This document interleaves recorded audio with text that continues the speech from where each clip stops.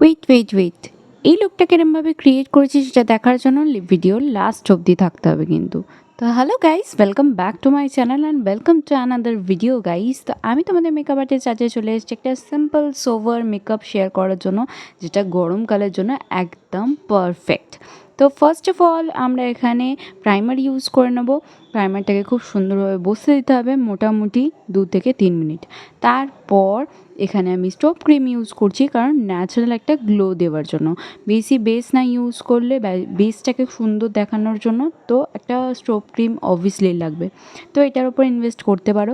এখানে রিকোডের একটা corrector palette নিয়েছিলাম, যেটার মধ্যে খুব সুন্দর সুন্দর শেড আছে। তোমরা চাইলে এটাতে ইনভেস্ট করে দেখতেই পারো।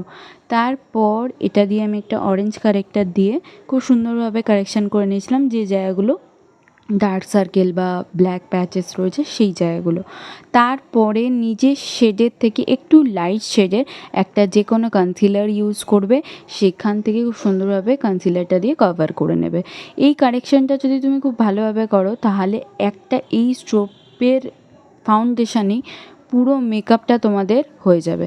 কারণ দেখতেই পাচ্ছ আমি ওইটুকানি বেস ইউজ করেছি, মানে ফাউন্ডেশান ইউজ করেছি, ওর থেকে বেশি নয়। তাতেই লুকটা কতটা ইনহ্যান্স হয়ে আসছে। তারপরে একটা কম্প্যাক্ট দিয়ে খুব সুন্দরভাবে ফেসটাকে সেট করে নিতে হবে।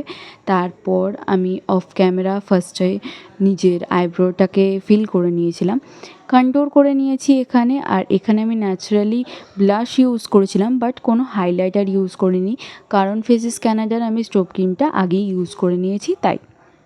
তারপরে একেবারে চলে যাচ্ছি আই মেকআপে।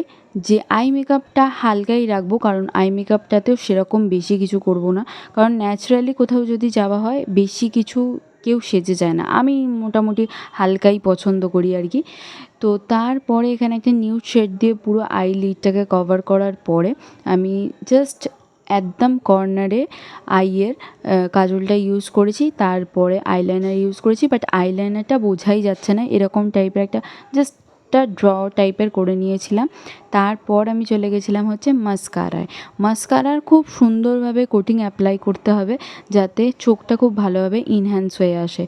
বেসটা তুমি যত সুন্দর করতে পারবে, তারপরে লুকটা এমনিই সুন্দর লাগবে।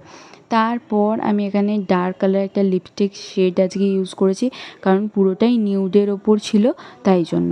তো লিপস্টিকটা ইউজ করার পর আমি এখানে একটা জুডিও সেটিং স্প্রে ইউজ করেছিলাম, যেটা গ্লো দেওয়া আছে, মানে শিমার শেড দেওয়া আছে, যেটার জন্য খুব সুন্দর লুকটা ক্রিয়েট হয়ে এসেছে। অবভিয়াসলি তোমরা এটা ইনভেস্ট করে দেখতে পারো। তো কিরম লুকটা লাগলো অবভিয়াসলি জানিও। ভিডিওটা ভালো থাকলে অবভিয়াসলি লাইক করো, চ্যানেলে ফার্স্ট টাইম আছে চ্যানেলটি সাবস্ক্রাইব করে দিও। টাটা।